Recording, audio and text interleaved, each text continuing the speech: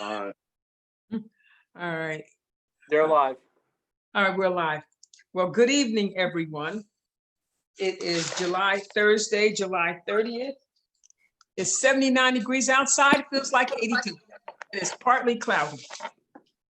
I'm glad to see everybody here this evening. First of all, I would like to welcome Ms. Kennedy to her first Audit and Finance Committee meeting. And we look forward to working with you.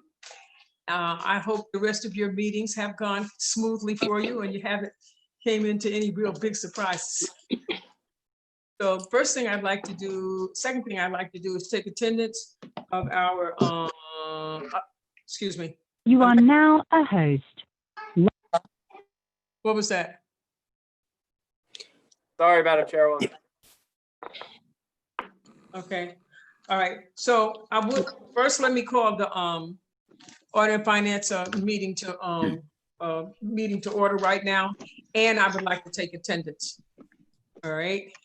So as we can go around, where's Brandon? Okay, could you take attendance for me, for our members? Good thing, Madam Chair. Ms. Willingham? Here. Mr. Peter?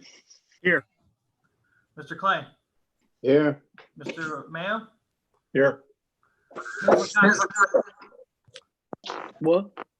Ms. Lakakis? Yes. Mr. Joyce? Here. Mr. Bergdorf? Here. Mr. Grimm? Here. Mr. O'Brien? 8 members present. Is Joe here?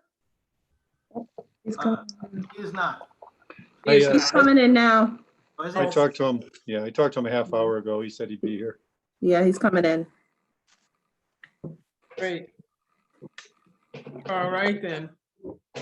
All right. And do I have any other legislators visiting us tonight? Yes, you have Nathan Brewski here to speak on local law D.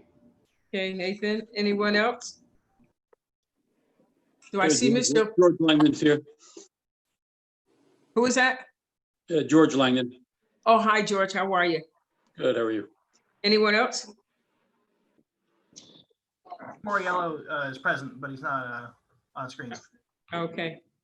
All right. Wanda, I'm here. Good evening. Good evening, Frank. All right, then we are ready to go. And we'll just get started. Did Joe get in yet? Yeah, I'm here. Okay, great. Okay, let's get started.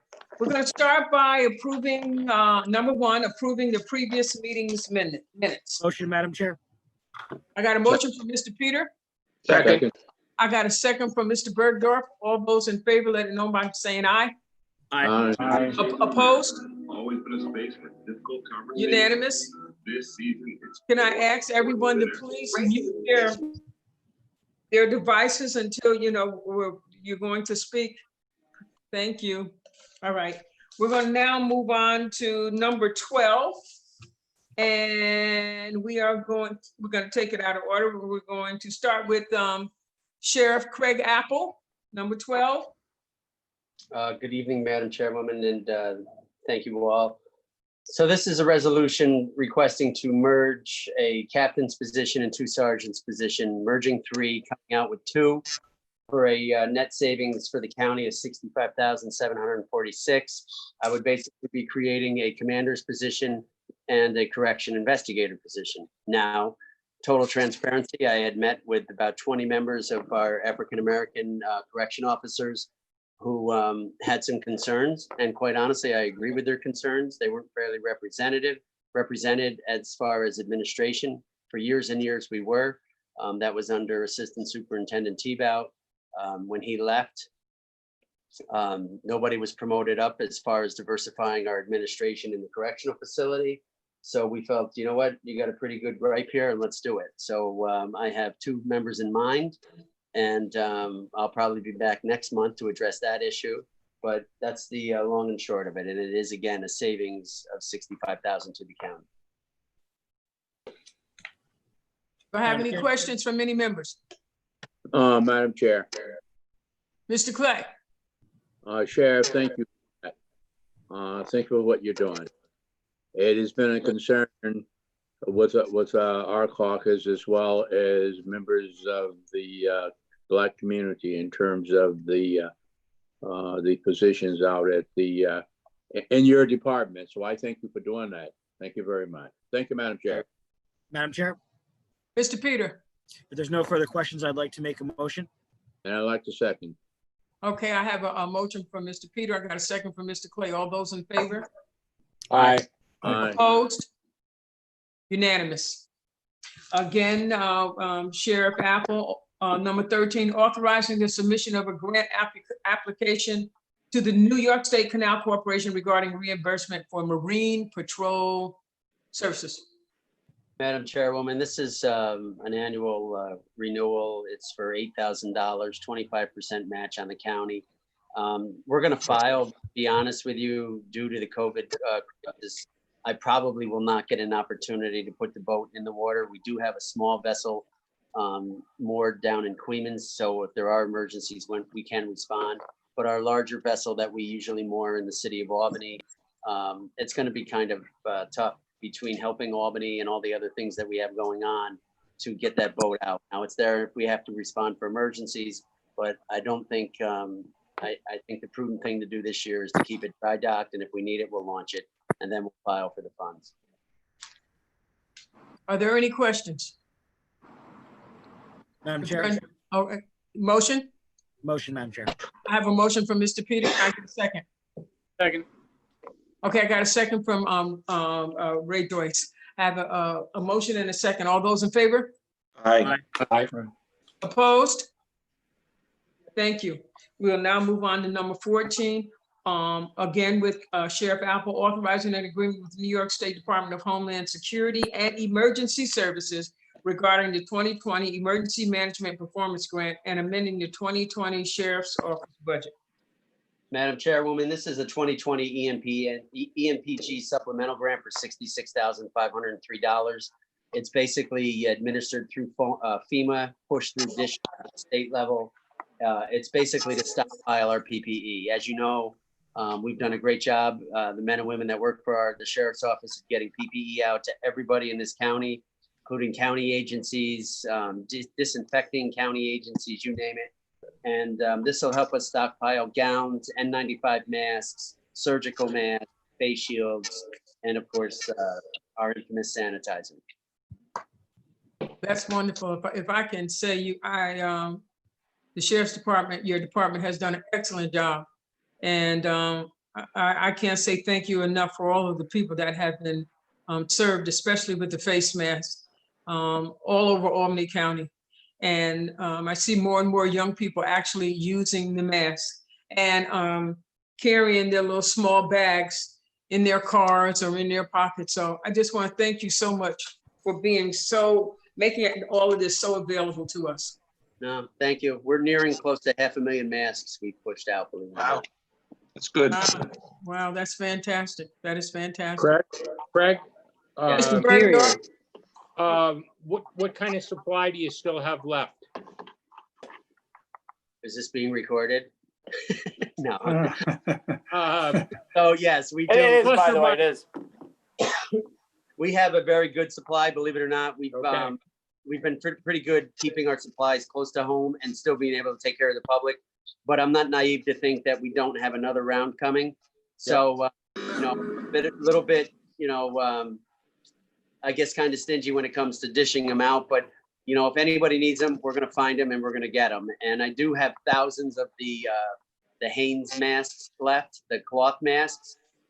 Those aren't my concern. My concern is stockpiling the N95 for emergency service workers and our essential employees, and of course the surgical masks and the gowns and the shields. So those are the things that we're starting to stockpile. But I can assure you that once we came tomorrow, we're ready in Albany County. That's fantastic. Thank you for the job that you've done. Madam Chair, Mr. Peter? if there's no other questions, I would like to make a motion and also thank the sheriff for all his help, especially the small businesses and the residents in my district as well. They've been extremely responsive. I second that. I got a motion from Mr. Peter. I got a second from Mr. Clay. All those in favor? Aye. Opposed? Passed unanimously. Again, thank you again, Sheriff Apple. Number 15, and public hearing on the proposed amendment to the capital program for 2020 through 2024. So, Madam Chairwoman, I'm sure this is one that's going to have some questions attached. As you know, we've been in the relative infancy stages of building a new 911 center to stay on the cutting edge of technology in Albany County when it comes to responding to emergencies and answering your emergency calls. It's been a rough road. We were initially going to the nursing home in the tower. That was going to be extremely expensive and quite a burden on the taxpayers. Then we decided to kind of shrink the project a little bit and move it over to the Shaker building at the nursing home. But there were a lot of problems with that as well. And then come COVID-19 time. So basically, the county, knowing the county is strapped for finances, knowing that we don't want to go out and bond much more money, we decided to look at moving the project back to the Clarksville station, where is basically the hub of our public safety operations. We have plenty of acreage, we have plenty of square footage without becoming intrusive in the neighborhood. Some of the other expenses that we would have incurred over at the nursing home, where we basically had to make this building match the nursing home. So we had to match the brick and the facade and have higher security in the parking lot and have fences around the parking, you name it. So basically, we're saving about $3 to $4 million on the low end by moving it to Clarksville. In Clarksville, we can blend it with the public safety building and in fact still have a state facility. Our issue early on when we went to move this, when we looked at Clarksville, was we would have to do a tower out there.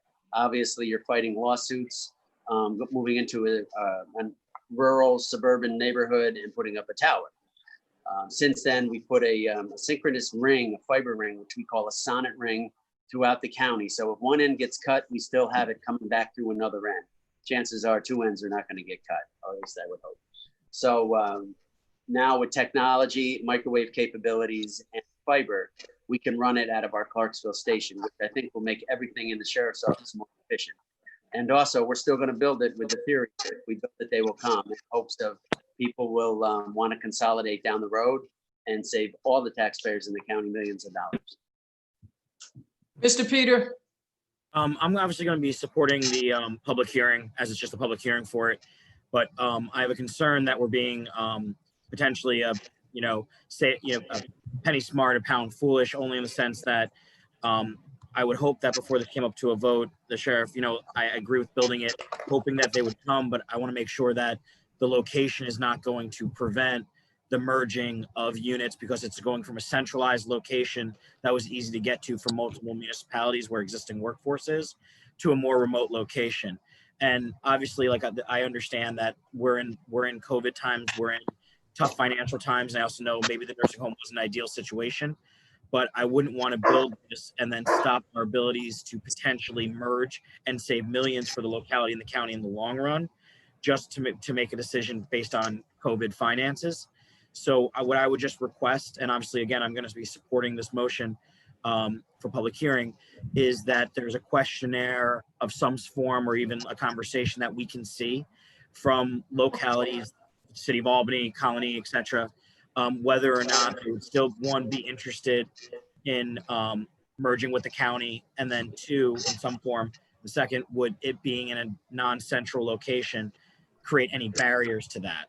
And those are my only concerns with it. Like, besides that, if that comes back, yes, and then no on those, then, I'm good.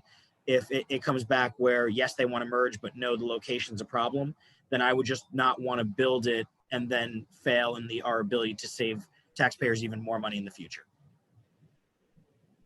Mr. Bergdorf? I'm going to support this as well. I had originally had some questions that I had the ability to run by the sheriff. We did pay Angiorami Associates to do some design work. The sheriff has told me that a lot of that design work is portable to the new location, and it's not money that has to be respent. So that gave me a great deal of comfort. But I think what we're doing here on Zoom tonight is illustrative of what a dispatching operation in Clarksville could be. We have people from all over the county on this screen right now conducting a meeting. So I am less concerned about the potential impacts of a merger or potential growth.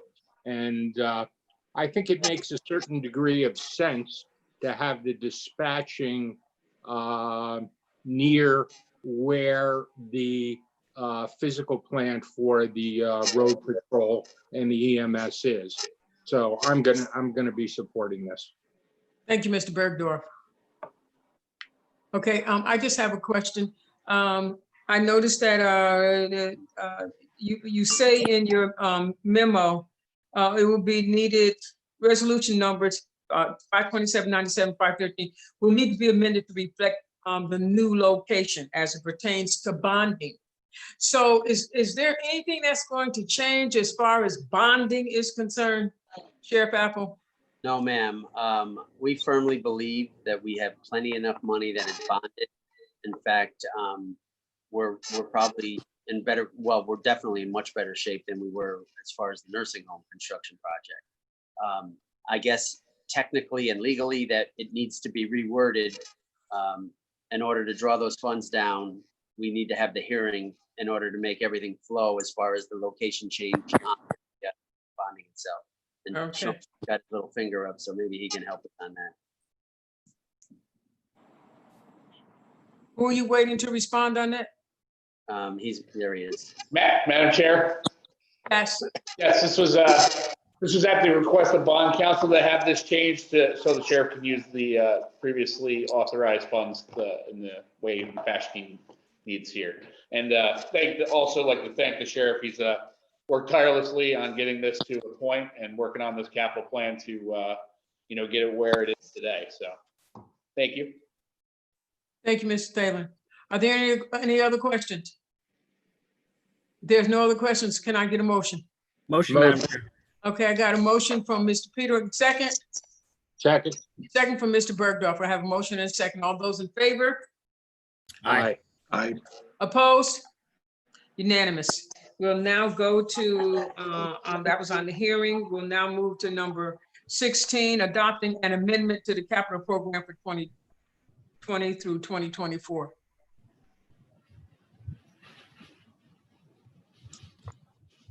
I believe that's still you. Madam Chair, is this? Yes, this is on the same thing. You want me to do that, Sean? Or Oh, no, it's fine. This is to change the capital program, and I believe it's to send it to public hearing here, is it not? So this We just did the public hearing. Okay.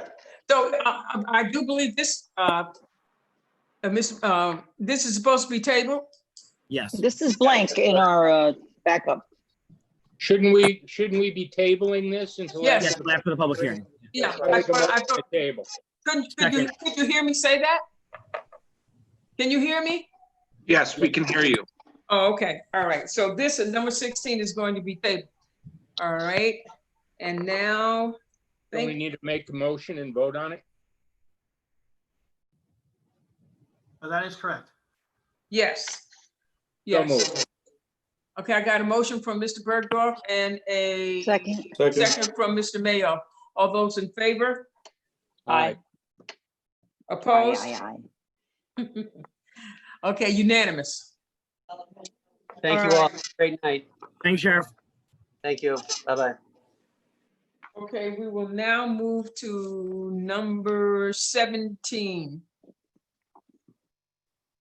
And number 17, we will have before us, Sean? Mr. Yes, Taylor? Okay. Can you hear me? Number 7, yeah, I can hear you. Public hearing on the proposed Albany County Capital Program for 2021 through 2025. Yes, as you know, every year set forth by Article 6, Section 608, the county exec puts forth a capital plan for approval by the legislature. Previous to that, the capital committee, which involves multiple members of the legislative body, along with the comptroller and a few commissioners that have heavy responsibilities and take care of the county assets, meet and formulate a plan. What is given to you is a plan that took into good consideration the current pandemic that we have, and look into the future, and being as fiscally conservative as we can while maintaining our items. I'd like to thank the committee, which you yourself work on with me, and also Mr. Grimm, I believe you also take part, and the chair's office, of course. And I think we gave a pretty solid plan here with a lot of debate on commitments that we questioned and tried to put off what might be not the most needed items, off a little bit, and to make sure that we take the most fiscally responsible avenue at this point. If there are no questions, Mr. Madam Chair? Bergdorf? Yes. John, without getting into the nitty gritty, I mean, it's a 29-page document, the capital plan. How much money did you move to outer years? Just wrap, is it 2 million? Is it 5 million? Is it 10 million? What were you able to? That's a great question. Mr. Grimm also brought that up, and we discussed it. I think we settled on was about 10, 12 million, Mr. Grimm, I think was in that neighborhood when all the items said and done. I forget the number, but you guys really worked hard at saying, what do we really have to have this year and what can we hold off? And that's really important given COVID. So congratulations to you guys. Okay, so is that 10, 12 million off of the 5-year capital plan, or is it just in the year 2020 and 2021? That's 2020, 2021. We pushed it out as far as we can on those. A lot of those were, the preliminary on bridge projects, stuff of that nature that, we don't have the definitive timeline. The A&E is not done yet. It's just something that's scheduled and, in our standard replacement model with that, the DPW department does. Okay. Gonna make a motion to move this, please. I'd like to second that, Madam Chair.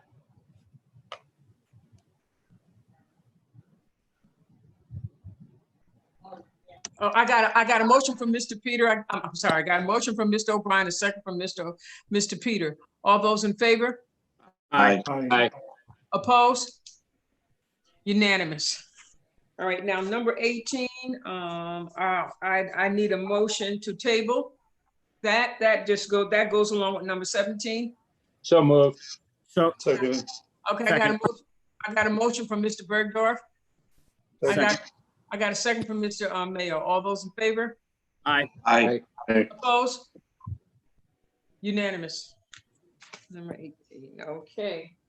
Moving on to number 19. And I will be welcoming Mr. Klein and Ms. Blady to the table, authorizing the submission of a grant application and agreement with the New York State Board of Elections regarding the New York State Help America Vote Act, CARES Act grant, and amending the 2020 Board of Elections budget. Who will be speaking tonight? Mr. Klein? Madam Chairwoman, Mr. Klein's audio seems to be having issues. We're doing everything we can to get him into this meeting. I can speak, yes. Good evening, everyone. We are fortunate to have access to additional funding this year. The New York State have a CARES Act grant program, which will provide $398,000 in reimbursement funds. This is in relation to COVID expenses that were unexpected. As you can imagine, we had additional mailings that we had to send out We also had to do basic things that we haven't had to do in the past, like disinfect polling places. So this will provide much needed funding at a time when we had unexpected costs arise. And I notice here that it says it's for the 2020 federal election cycle. Oh, Right, so we did it, yeah, so we actually, it does apply to us because of the presidential election. So we were somewhat fortunate for having a presidential primary. So because of that, we're able to recoup some of the costs associated with the primary as well. okay, that's wonderful. That's wonderful. Yes. While we're waiting for Matt, I would just like quickly ask you a question about the election and the absentee ballots and how they. You want to comment on that? Sure, so we actually had to pick up the cost this year for mailing absentee ballot applications, as well as the cost for voters for mailing back the absentees itself. So that is another unexpected cost that we had this year that we didn't have in previous elections. The governor did do that as a result of an executive order, as you are aware. He did not extend that executive order just yet to the general election, but we are fully expecting him to do so. So once again, we will have to pick up the cost for mailing an absentee application to all voters. This is potentially, and I'm assuming that it will occur, in addition to picking up the cost for the voters having to mail back the absentee itself. So this is the type of cost that would fall under this reimbursement. In addition to that, as you are aware, because of executive orders, he postponed the presidential primaries, among other items. So what we had to do was we had to inform voters in additional mailings of any polling site changes, because as you can imagine, we had some polling site changes because some facilities simply did not want us there, or because of the executive order, we were no longer allowed to use certain facilities that house seniors. So for example, any nursing home facility or assisted living facility, or even some community centers where seniors congregate and are part of a larger senior facility. So these are additional costs that we didn't have in previous elections that we also anticipate we can potentially have in the general election. Ms. Blady, can you tell us what the costs were? I don't have the exact cost in front of me at this moment, but for example, it's probably around about $150,000 just for mailing absentee applications in the primaries, because you have to send everything first class by law. So, rather than do bulk mail, which, obviously would be a preferred method, we're not allowed to do that. So everything is 50 cents to mail, 50 cents to receive back, so forth and so on. And in the primary, we had to send to active and inactive voters. So that was about 107,000 voters we had to mail to. Wow, okay. Mr. Klein, I believe, has joined. Yeah, thanks for getting me into this thing. If we're anticipating, as Rachel indicated, that we're going to have to do a general mailing for all the voters. So you're talking 200,000 voters there. So this grant money is pretty much essential to fund that. It's not something that you can pass off on the municipalities because it's not a cost that was traditionally borne by the municipalities. It's something that is state mandated. And fortunately, there's funding here this year, but it's only for the 2020 election. So we have to get this thing done to fund this thing. And there's other costs that we'll be anticipating too, cleaning polling sites, personal protective equipment, what have you. But the main one is the printing and the mailing. All right. Does anybody have any other questions? I do, Madam Chair. Mr. Bergdorf. Matt and Rachel, us getting $398,000 from the state is wonderful, okay? And maybe it'll make you even for our mail costs.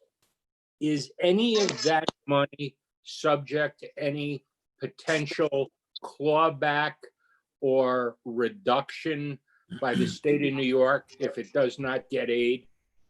If it's not used, it's going to be lost. Anything that's not used on this grant is going to be lost, and it has to be, it's just for the 2020 election. Okay. So we have to submit a budget and a work plan to the state, and if they approve that, then we can go ahead and get reimbursed. But for anything that's not used is a forfeit. Matt, I can assure you I'll be using every dime. I'm sure you will. I guess what I'm wondering, does this fall in the same category as school aid, where a school district gets a number, but yet the state is saying, well, midterm, we may reduce your number by 20%. That's what I'm trying to figure out. Well, this is federal funding that the state received with a 20% state match. Right, they've already matched it. So don't Okay. assume what. Can I just ask that we speak one at a time? It's kind of difficult on the Zoom. I'll go back to recognizing Matt. Hey, Matt. Yeah, I think it's fair to say that the money's going to be there. They want us to get this stuff, all these grant monies that we've been applying for. We have another one for $145,000. You have to move on them quickly, and they want the money expended as soon as possible. There's the potential that you could lose money that you didn't get spent. But I think once you've incurred the expenditure, if you do so within the time frame, then there's not going to be a problem in terms of actually receiving the money. Madam Chair, Mr. O'Brien, motion to move this, please. Second. I got a motion from Mr. O'Brien. I got a second from Mr. Peter.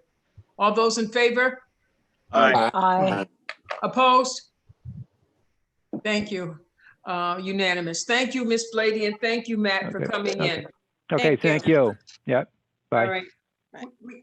We're now going to go back to number 4, and Mr. Brewski will address us. This is local law D for 2020, a local law of County of Albany. Yes, thank you so much, Madam Chair. Thank you for the time, and thank you all for your consideration. We've talked about this previously, but the purpose of this is to help the Shaker site in Colony have enough time left on its lease to be able to qualify for national grants that it can use to fix up the site, make it kind of relevant, and pass it down to the future of this county. And also help make it a more suitable destination for people to come in and visit and partake in all the very rich tourism options that we have here in the county. Are there any questions for Mr. Brewski? I'd like to make a motion to move it favorable recommendation. Same, sorry, I'd like to second that. Okay, I got a motion from Ms. Lakakis, got a second from Mr. Peter. All those in favor? Aye. Opposed? Unanimous. Thank you very much, Mr. Brewski. Have a nice evening. Thank you so much. We'll now go back to number 20. And number 20, Mr. Giordano, authorizing an agreement with the Office of Addiction Services and Supports regarding the Capital Region Open Access Engagement Program and amending the 2020 Department of Mental Health budget. Good evening. Good evening, Madam Chair. Thank you very much. This is an extension of a 100% funded New York State grant to address the opiate problem. This is $11,000 that will be given to the Department of Mental Health to oversee and administer a currently existing partnership grant operating in the community that served 500 people to date. And it's with Catholic Charities and the Alcoholism Council of Albany. Do I have any questions? Motion. Second. Okay, I got a motion from Mr. Clay. I got a second from Mr. O'Brien. All those in favor? Aye. Aye. Opposed? Unanimous. Thank you, Mr. Giordano. Thank you, Madam Chair. Nice to see you. Nice to see you too. Good evening.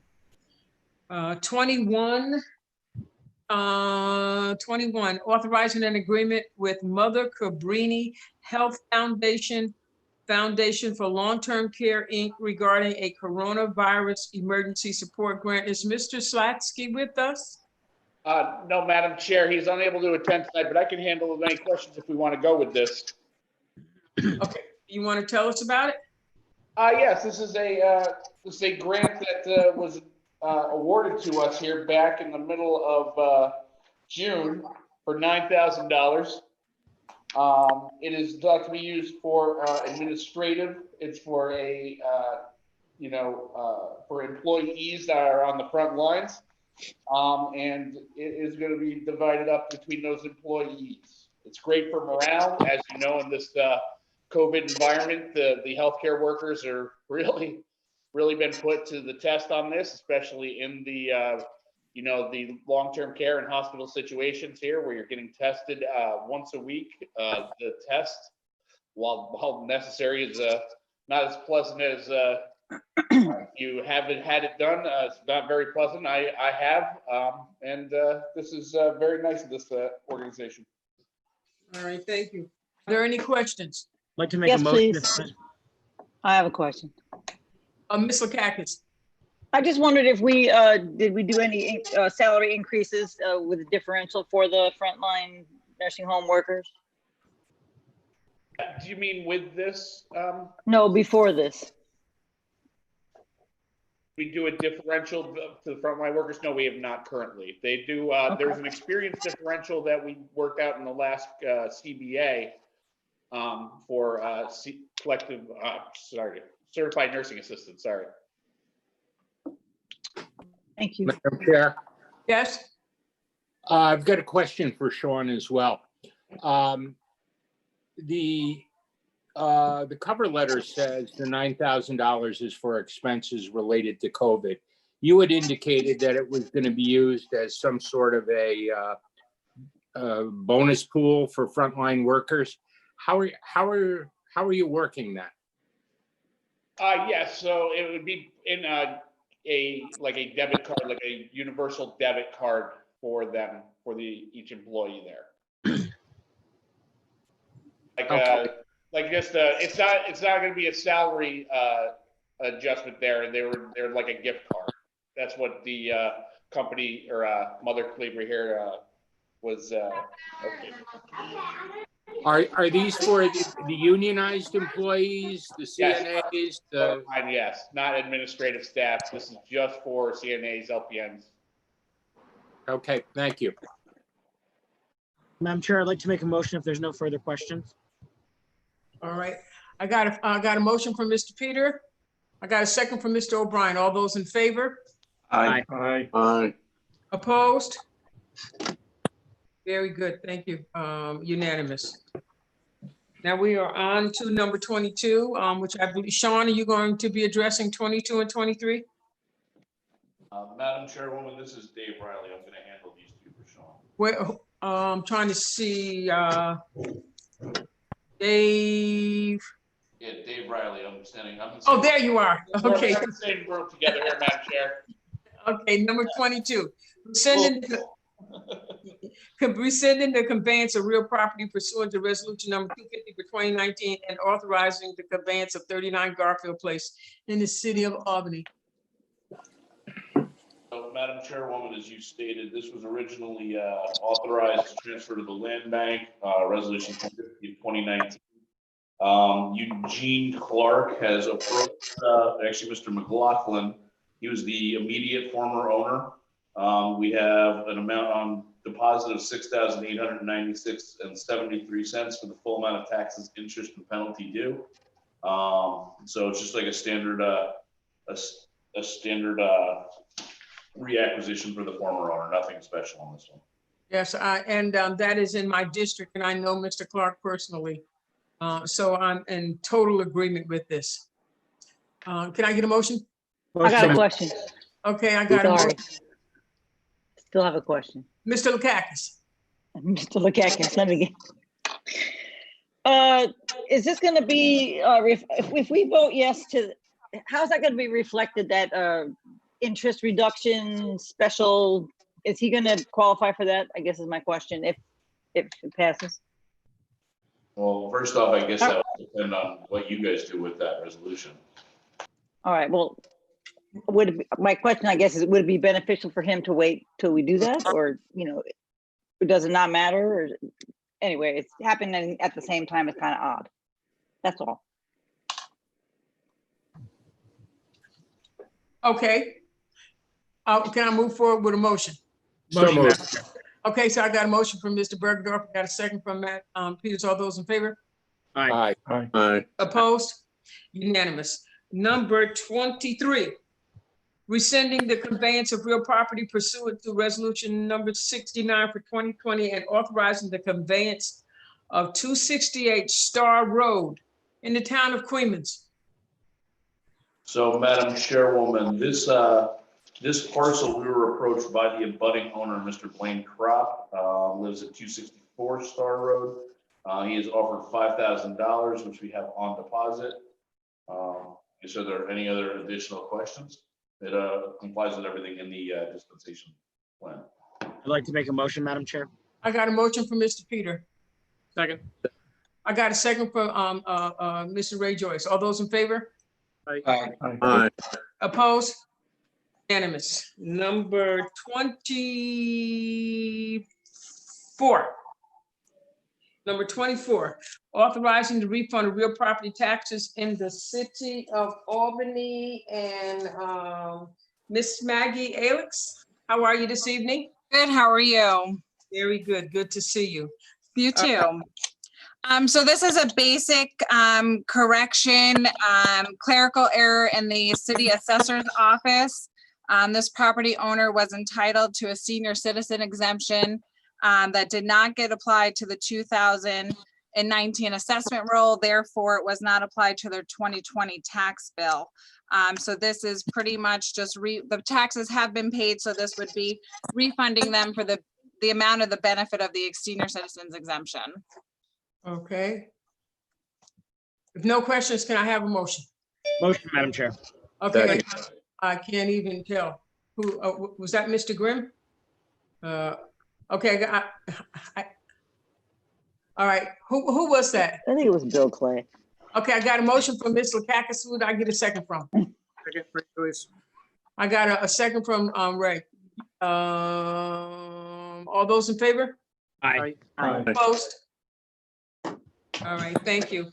Number 25, authorizing a correction to the tax roll for the cities of Albany, Waterville, in the towns of Bern, Queens Colony, and Rensselaerville. This is a big correction. These are all land bank owned properties. About just over 80 properties transferred to the land bank right after property tax bills were printed in December. So the transfer happened and was recorded on December 23rd. Tax bills were already out. So this mostly is correcting the 2020 tax bills for all of those properties. The land bank becomes exempt upon acquisition of title. I'd like to make a motion, Madam Chair. I got a motion from Mr. Peter. I'll second. I got a second from Ms. Lakakis. Trying to watch the screen. All those in favor? Aye. Aye. Opposed? Unanimous. Okay. Thank you. Thank you. Thank you. Number 26, Mr. Rogers. I can take this one, Madam Chair. It's Sean again. And I got Patrick Alderson, you may not be familiar with, but he is heading up his point on this big task here because it's for FEMA reimbursement.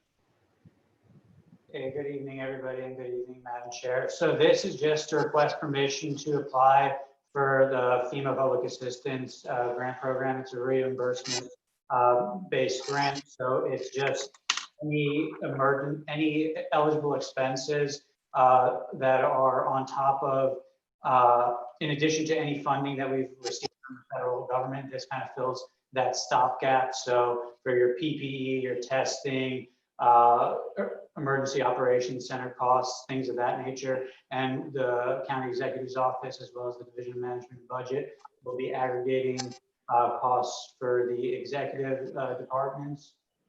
and submitting that for reimbursement. Mr. Bergdorf. Thank you very much. It's always good when there's a pot of money that you can take a shot at. Do we have any sense as to what our, I assume we've been trying to keep track when we weren't, fighting off alligators.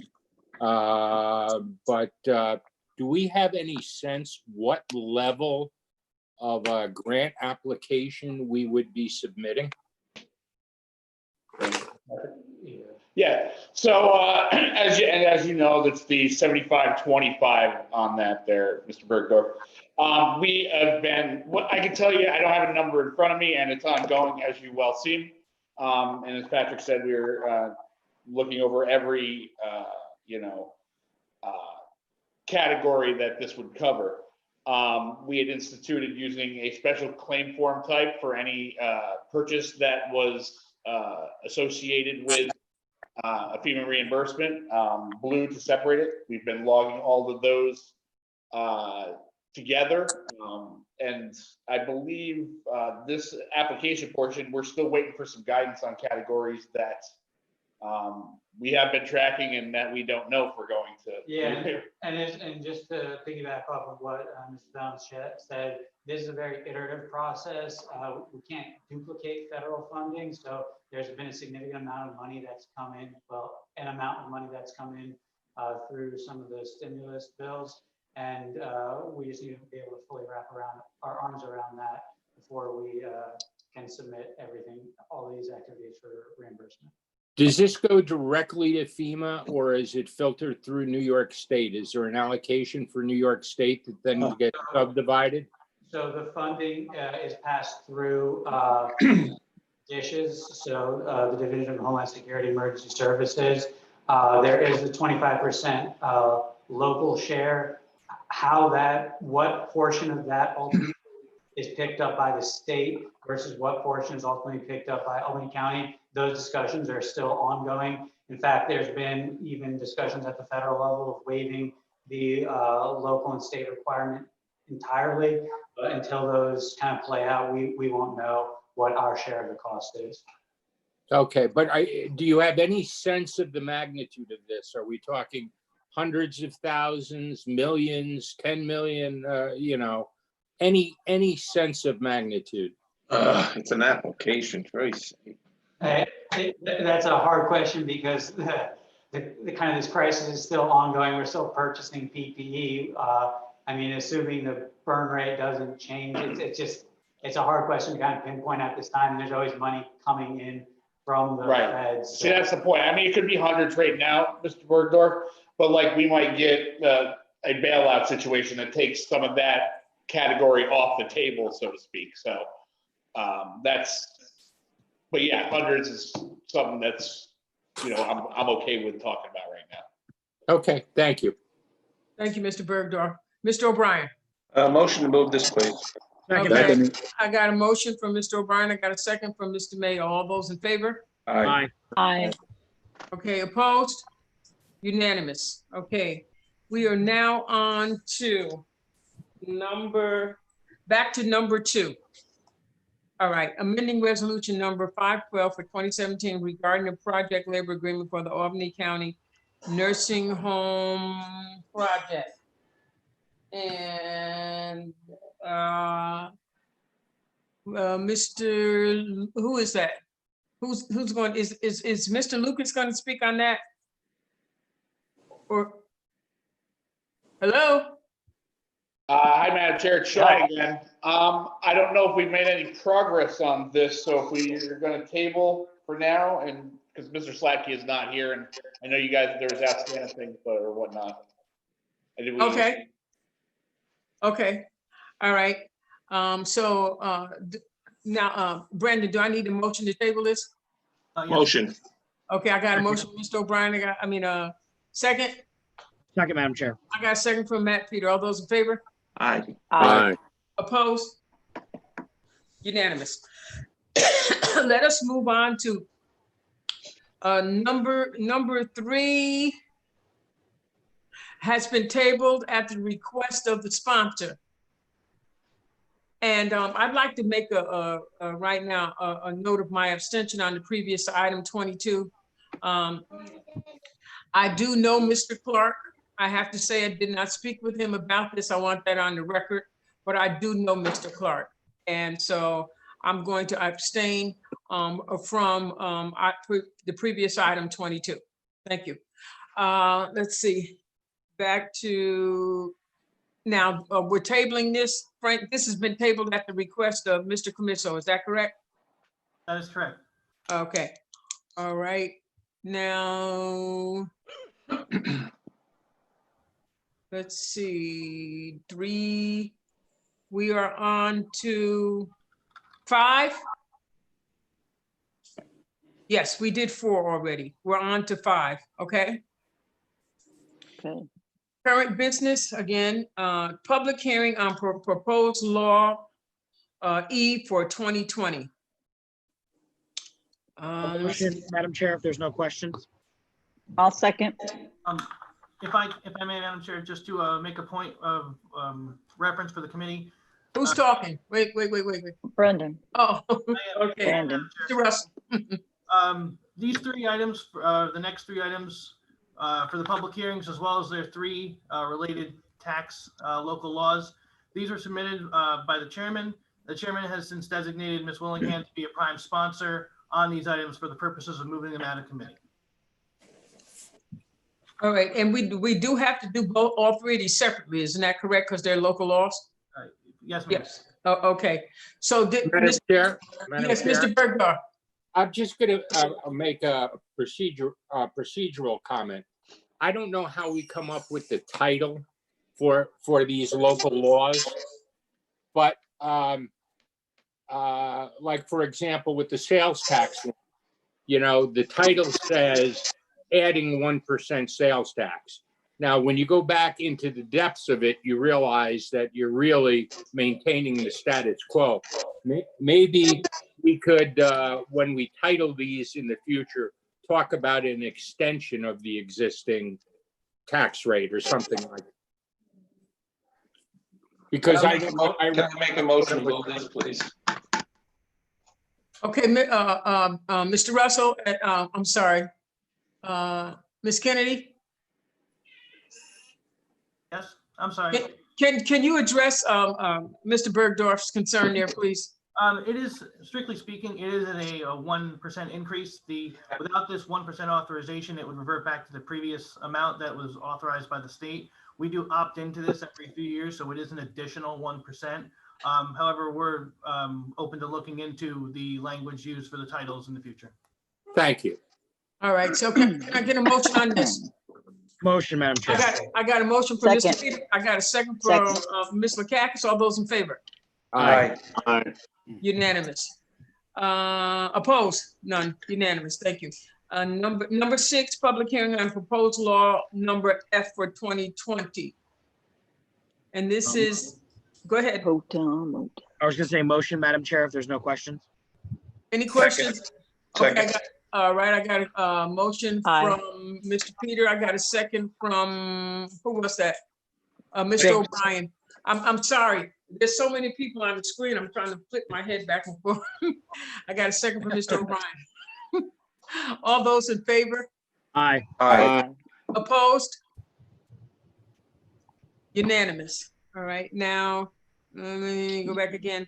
Number 7, public hearing on proposed local law G for 2020. And this is the mortgage recording tax. Recording tax. A motion, Madam Chair. I got a motion from Mr. Peter. I'll second. I got a second from Ms. Lakakis. All those in favor? Aye. Aye. Opposed? Unanimous.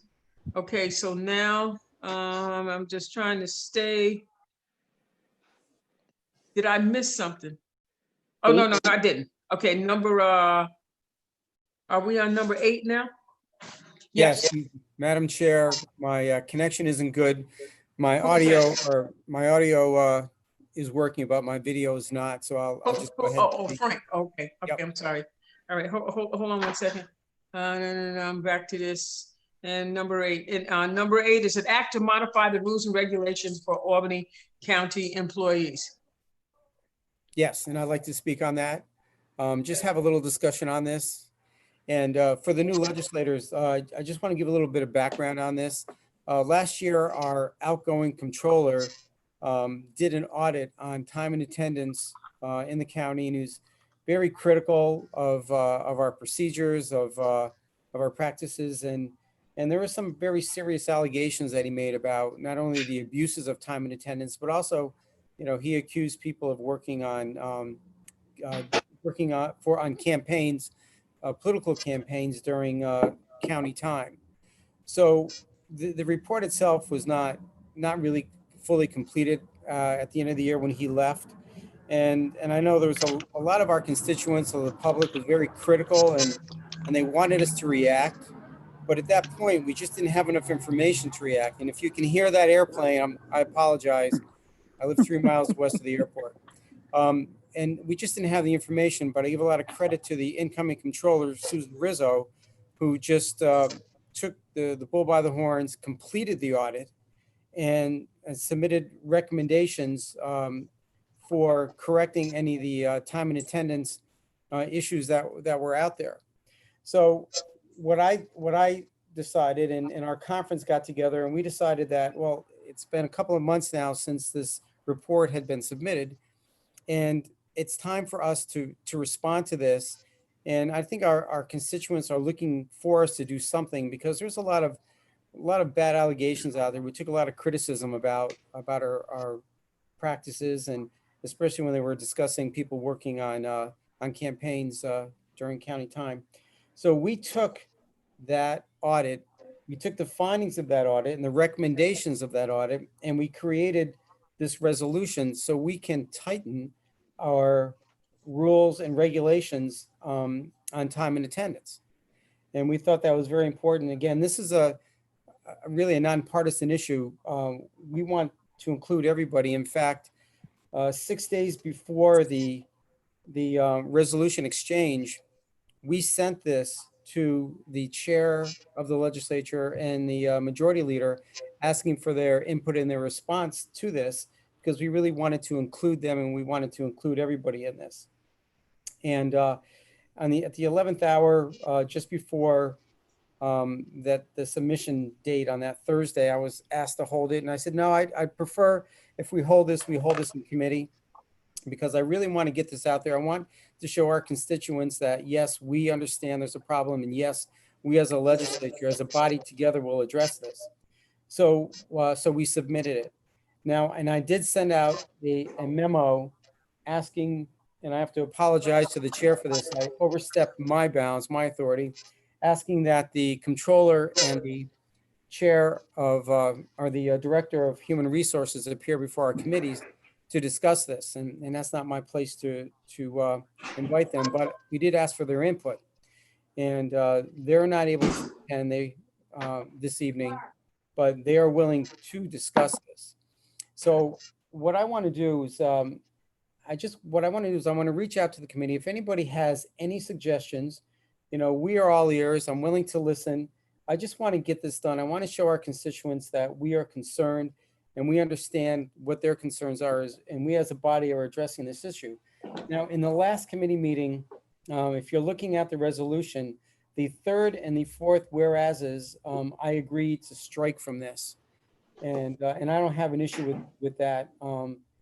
It just talked about allegations of Mr. Mike Connors, and that really doesn't need to be in there, and I can understand that. So what I want to do is I really want the committee to discuss this. I think we need to get together as a group, and if anybody has any suggestions, we're all ears. And just keep in mind, by doing this, we did all the background work, all the tough research is done. We pretty much just need to finalize this, tweak it, and submit it. So, I mean, I'll open this up to the committee for any suggestions. Madam Chair. Mr. Peter. Mr. Morello, thank you for the work you did on this. I think there's a lot of good ideas, and I was following the personnel committee, and I appreciate you're willing to work with everyone throughout the legislature. So I want to thank you for the work you did on this. I agree with a lot of the sentiments that were, I think, stated by both you and individuals in the last meeting, which is this is a really good start. And I know there's some tweaking that needs to be done. But are you willing to table it here like you did last time until we can really get the input from the HR director, Ms. Clement, and also from the comptroller, Sue Rizzo? Well, the committee tabled it at the last meeting, and that's perfectly fine. I have no issues with that. Again, I want to work together to get this done. So if that's your decision, that's fine. Let's get them in and let's get this done. Thank you. Great. All right, so I have a motion to table. Mr. Grimm, I can't hear you. Mr. Grimm. Yes, thank you, Madam Chair. I just want to say I'm a co-sponsor of this legislation. One of the things we learned from the previous controller and the current controller, who both studied the timesheet and attendance issues in our county, is that we need to fix some of the holes in the system. A lot of it is the policy guidelines were written in 1997. And we had situations where a subordinate was approving the timesheet of a supervisor. That kind of thing just can't happen. And we certainly need in writing that no political work should be done on county time. Believe it or not, that's not in writing. So these recommendations that we're making are actually a draw from Susan Rizzo's report. She studied this and made recommendations. But I think this is something that needs to be really addressed quickly. And I reluctantly agreed to table in the Personnel Committee with the idea that both parties are really serious about filling the holes in this timesheet attendance so that everybody in the county is best served. Thank you. Thank you, Mr. Grimm. Right. Mr. Peter? So, Madam Chair, with that in mind and in agreement with the comments of Mr. Grimm and Mr. Moriello, that we will collaboratively work on this, but get the input from the comptroller and the HR director to make sure that we're doing it both comprehensively and in a way that can be implemented successfully in collaboration with the county, the county that implements the services. I would make a motion to table this as is consistent with what we did in personnel. Second. I'll second that. Okay, I got a motion from Mr. Peter. I got a second from Mr. O'Brien. All those in favor? Aye. Aye. Aye. Opposed? Unanimous. Thank you. Thank you, Mr. Moriello. Thank you very much. Have a good evening. You too. Number 9, local law E, a local law of the County of Albany, New York, proposing an addition. We are on 9, right? Yes, Madam Chair, just as a point of reference, 9, 10, 11 are all the local laws themselves that ran with the public hearings that you guys have moved earlier. It's my understanding these will be tabled at the request of the sponsor pending the public hearings. 9, 10, and 11? Yes, ma'am. Okay, so I need for number 9 and for local law E, I'll need a motion to table. Oh, no motion would be necessary. They're tabled at the request of the sponsor. Okay, so number 9 has been tabled at the request of the sponsor. Number 10 has been tabled at the request. And number 11. Is that correct? Okay, so 9, 10, and 11. All right, and I do believe, are we finished? If we are, Madam Chair. Believe so, ma'am. Okay. If that's the case, may I be bold enough to offer a motion to close? I'll second. Bold enough. I got a motion from Mr. Peter and a second from Mr. Close. Good night, everybody. Good night, everyone, and thank you so much. Night, everyone. Brandon, Thank sorry, you. that motion was taken and passed. Be safe. Aye. Bye-bye. Aye. Aye. Aye. I just want to cut the feed. Hey, Wanda.